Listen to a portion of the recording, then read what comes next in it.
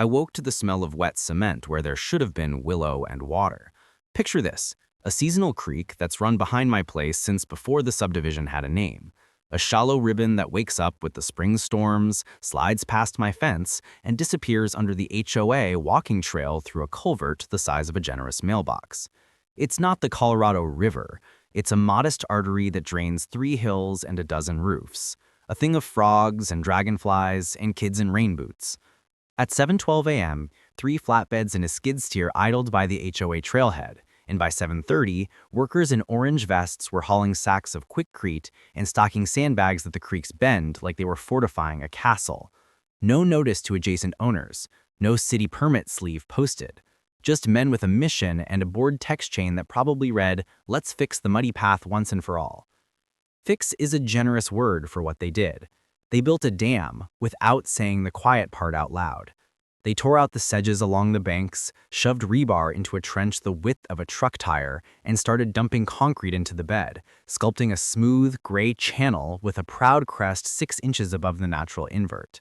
Even if you've never taken a hydrology class, you can feel what was wrong. Creeks move water and sediment at the grade the land gives them.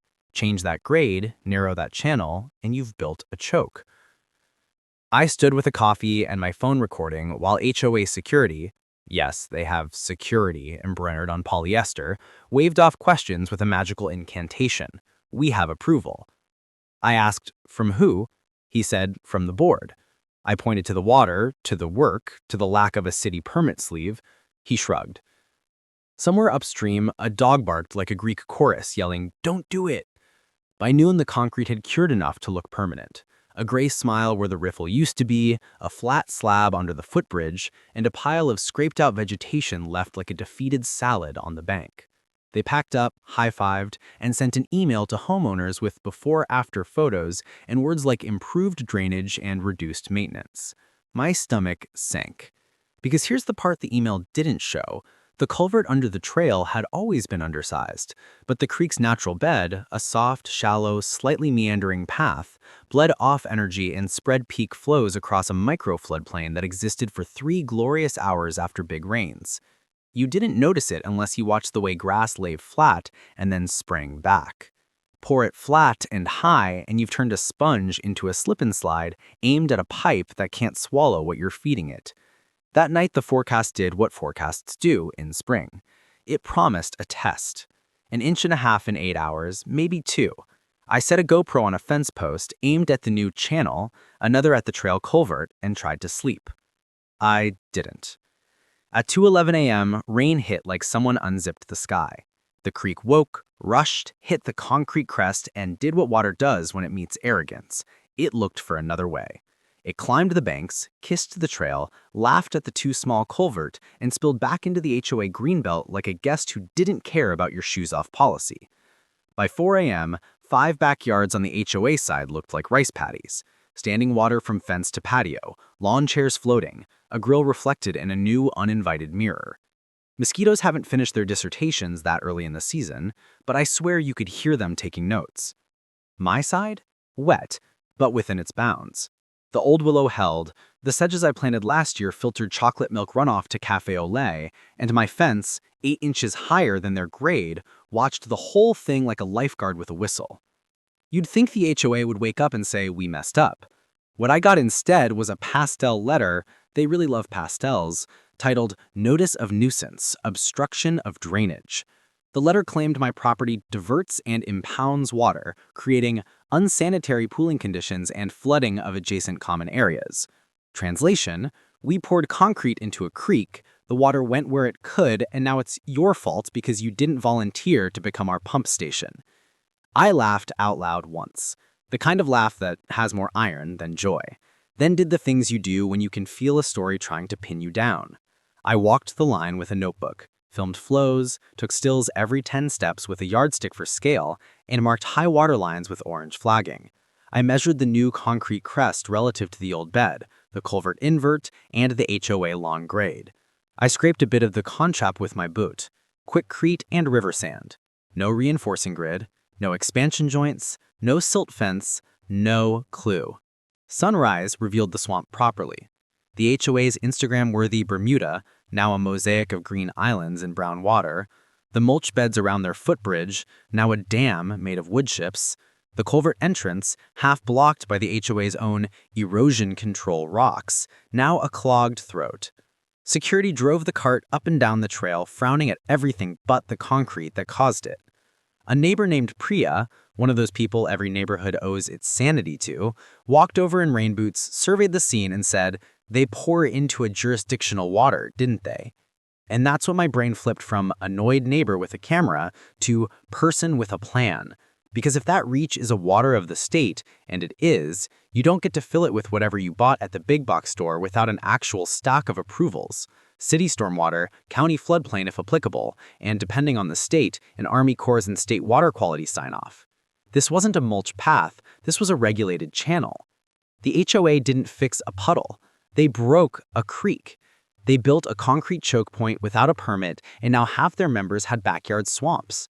I made 3 calls I didn't want to make, but I knew I had to: a civil engineer, an environmental attorney, and the city's stormwater hotline. Not to be dramatic, to be boring on purpose. Boring wins in these fights. Facts, maps, flow numbers, and the calmest voice in the room. If the HOA wanted to make me the villain in a swamp story, fine. I'd be the narrator with receipts. And then I made a 4th call to the county environmental complaint line with a script I'd practice later on camera. "Hi, I'm reporting unpermitted fill placed in a flowing seasonal watercourse behind street. There's fresh concrete in the bed, riparian vegetation removed, no permit posted, and downstream flooding in common areas. I have pictures, dates, video, and measurements. Happy to meet an inspector on site." It didn't feel like revenge. It felt like conservation with a backbone. They filled my creek with concrete. Now their homes were swamps, and I was going to show, calmly, how the two were not a coincidence. If you've never met your creek on paper, you should. It's drier than the real thing, but it's also how decisions get made. Before noon that day, my dining table looked like a floodplain of documents. County GIS prints with the blue pixel spaghetti of intermittent flow lines, FEMA flood maps showing our little valley white as a bedsheet, not in a mapped floodplain, good, and the city's stormwater manual open to the pages where they cheerfully explain, do not harden natural channels without analysis and permit. The engineer called me back first. Lewis, the kind of civil engineer who measures twice and quips once. I walked him through what the HOA poured and what we saw overnight. He asked for photos, grades, and a quick sketch of the reach from my fence to the culvert. I sent him a zip that would make a surveyor blush. He called back 40 minutes later, voice doing that "I need to be precise, but also we both know" tone. They created a hydraulic control, he said. Raised the invert relative to the culvert, narrowed the effective width. You've got a backwater condition and peak flow. Translation, it will flood the path and greenbelt more often now. I asked about the nuisance letter. He snorted. Their nuisance is self-inflicted. Your yard didn't suddenly grow 6 inches. Their concrete did. The environmental attorney, Jenna, returned my voicemail next. She specializes in small, messy fights where water meets rules and good intentions meet fines. I explained, sent her the same packet, and she hummed a knowing hum. "Okay," she said, "that is almost certainly a water of the state, possibly of the US, depending on how our region is applying the latest rules." She ran through the alphabet soup. Clean Water Act Section 404 permits for dredge fill from the Army Corps, State 401 water quality certification, and at minimum, a city grading stormwater permit with best management practices. If they didn't pull anything, and they didn't, they've exposed themselves to enforcement. The best outcomes I see in these end with a restoration plan, not a fight to keep the concrete. She told me to document without editorializing, never touch their work, and be ready to walk inspectors to the exact spots. Then she wrote a 2-paragraph letter for me to send the HOA. Polite, factual, on letterhead. We observed fresh concrete placed within the active bed and banks of the seasonal watercourse behind lots X-Y. No permit posting was observed. Downstream flooding occurred within common areas in the subsequent storm. It requested that they cease further work and asked for copies of any permits or approvals. I sent it certified, not because I thought they would read it, but because someday a regulator would read it and note the date. The city stormwater hotline impressed me by acting like a hotline. Tomas, an inspector who probably seen everything and worn all the mud, met me at the trail the next morning in boots with a clipboard and a calm face. We walked the reach. He crouched at the concrete crest, tapped it with a knuckle, and measured from the slab to the culvert invert with a folding ruler. He perched the bed, he said. He pointed to the scraped banks, the pile of removed sedges, and the lack of silt fence or wattles. And they didn't even pretend to manage construction runoff. He took photos, notes, and a sample of the sandy slurry that had washed into the HOA lawn. Then he did the thing that changes stories. He called the state. "This is a jurisdictional water," he said into his phone. "We've got fill in the bed, recent, no permits posted. I'll send location and photos." He looked up. "Don't touch it. We'll issue a notice." By lunch, 2 more things had happened. First, the HOA sent a community email that could have been a masterclass in doubling down. We completed channel improvements to reduce maintenance and improve safety. It blamed upstream obstructions, read me, for the storm pooling and hinted at cost recovery for those responsible. This from the folks who had just poured a concrete speed bump into a stream. Second, Priya texted me a screenshot of a neighbor chat where residents were sharing videos of water lapping at their patios and mosquitoes practicing formation flying. The mood was not hooray for the new channel. The mood was my lawn smells like a pond. Priya, bless her, had already replied with a measured explainer. They raised the bed, water backed up at the culvert. This is not our neighbor's lawn causing the swamp. That afternoon, Luis sent me a quick memo with a simple profile sketch. Pre-project invert line gliding into the culvert, post-project line bumping up at the concrete. He annotated velocities, cross-sections, and a backwater curve like a piece of boring art. Engineers win with boring art. Jenna forwarded the memo to the HOA's property manager with a cover note. Our client requests no further work occur. Please provide permits. Silence.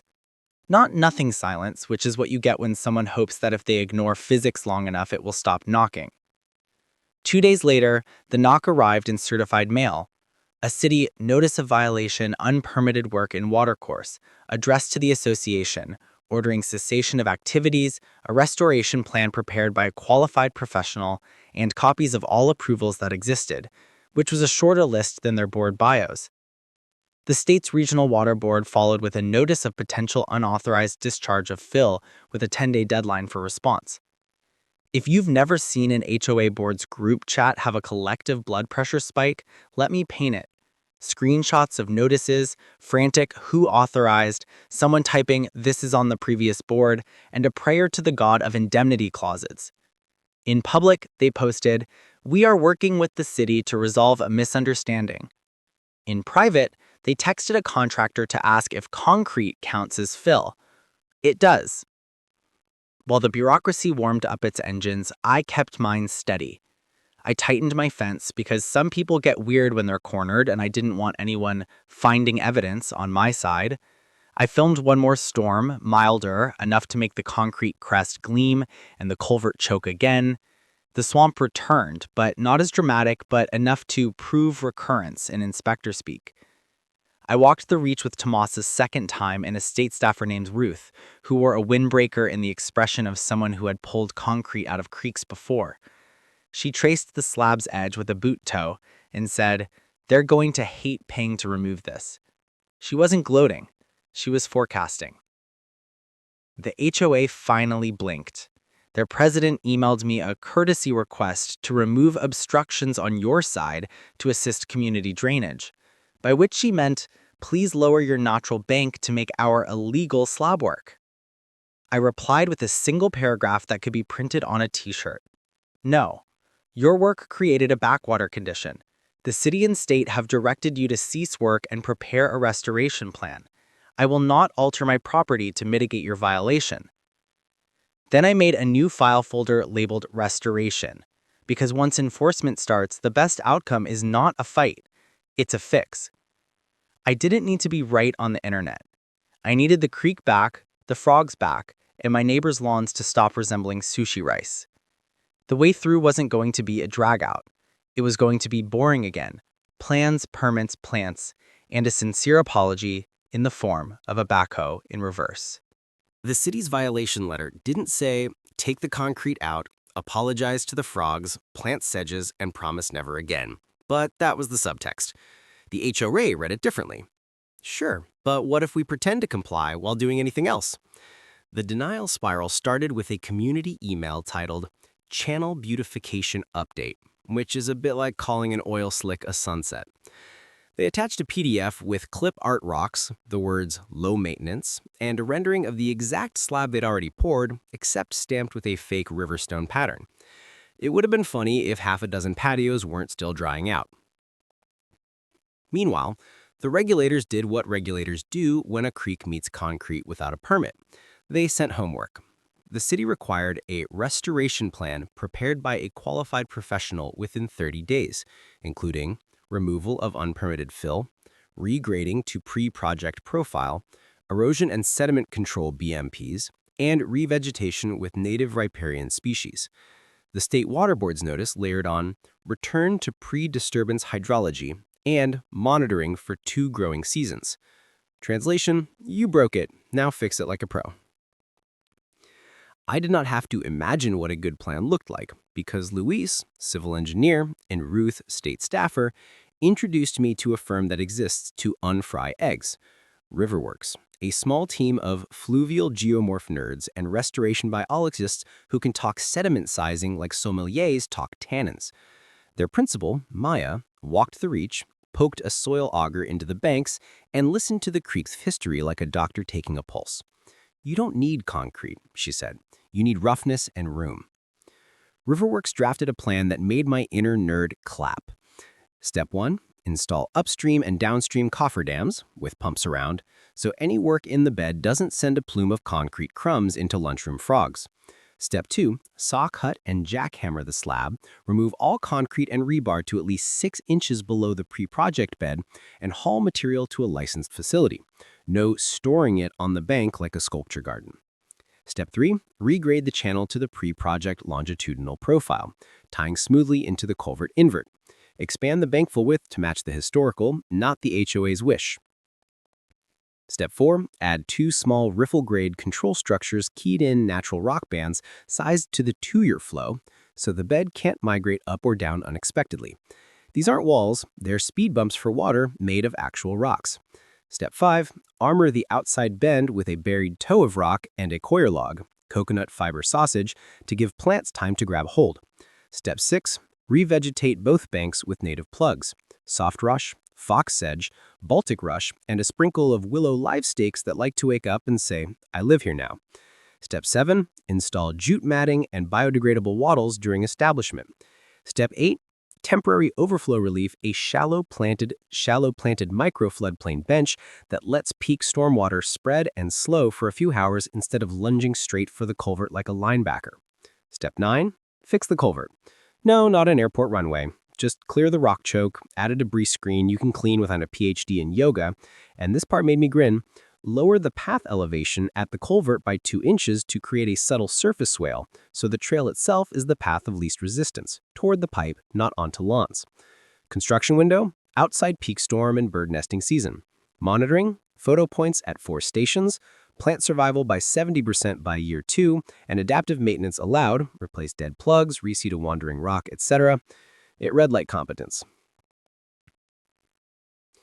The HOA's first response landed like a punchline. Can we keep a narrow, concrete, low-flow channel for safety? No. What about rip-wrap the entire bed so it looks tidy? Also no. What if we install French drains behind the backyards to collect water? Collect which water? The water you backed up with your slab? The city's reply was the regulatory version of, fix the thing you broke before you invent chores for neighbors. The board hired their own consultant, a guy named Keith, who introduced himself as a stormwater solutions expert and then mispronounced Thalweg. His memo proposed a V-channel concrete flume with stamped natural stone texture and a pair of aesthetic weirs. When Tomas read it, he pinched his nose like he'd sniffed a permanent marker. Ruth's email to the HOA was concise. Stamped concrete is still concrete. This is a watercourse, not a walkway. She attached a link to the state's restoration guidance and a list of penalties other HOAs have learned to learn the same lesson. On the human side, residents were done with beautification. Priya organized a walk and talk at the trail. We set up a folding table with a kiddie tub, a rubber hose, and a block of wood. I aimed the hose into the tub at a slight slope and let water find its happy path. Then I slid the block under the stream to mimic the concrete crest and watched the fake creek shove up and spill sideways. No jargon, no hydraulic grade line. Visual beats vocabulary 10 to 0. A dad from lot 17 filmed it and posted to the neighborhood group with the caption, "Now I understand why my grass became soup." The pressure worked. The board voted, grudgingly, 4 to 3, to retain Riverworks. Their property manager sent a sheepish note to the city requesting a meeting to discuss practical restoration options. Practical here meant less concrete. Insurer drama surfaced because insurers love to appear in Chapter 4. Coverage for removal? Maybe. Coverage for fines? Usually not. The long and short, reserves would take a hit. Someone said special assessment and the room stiffened. Maya presented her plan at the board meeting in plain English. She said, concrete makes water fast and dumb. Plants make it slow and smart. She showed before and after sketches, pointed at Luis's profile, and explained why the culvert needs a clear shot, not a supercharged fire hose. A few folks tried the classic, rocks are messy, argument. Maya smiled. Rocks are stable. Mess is mulch beds on lawns. There was still a pothole ahead. Time. Permitting and bids meant 2 to 4 weeks before a crew could mobilize. The forecast, in a display of comedic timing, put a doubleheader on the calendar, a standard spring storm in 5 days, and a bigger system possible 2 weeks out. Tomas pushed for an interim notch, saw cut a temporary V into the slab to lower the crest now. The board balked. Won't that ruin it? And Ruth raised an eyebrow you could feel from across the room.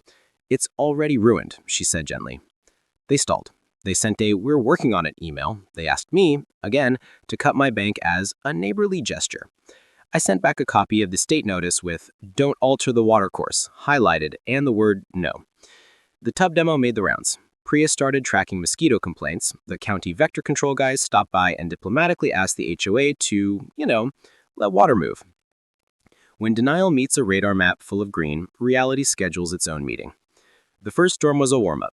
Half an inch in a day, enough to make the concrete gleam and the culvert cough. The lawn soaked, but didn't drown. People relaxed. The board exhaled. See, someone typed.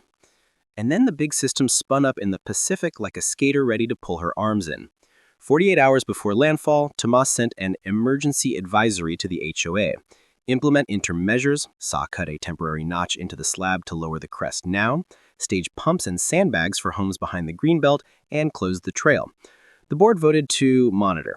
I made a fresh pot of coffee, charged batteries, set 2 staff gauges, yardsticks zip-tied to posts, laid out dry socks, and told myself to be a spreadsheet, not a torch. The creek doesn't care about our preferences. It cares about gravity, slope, and the path we give it. Right now, that path still had a great tooth in its mouth. If weather is a teacher, class was about to start.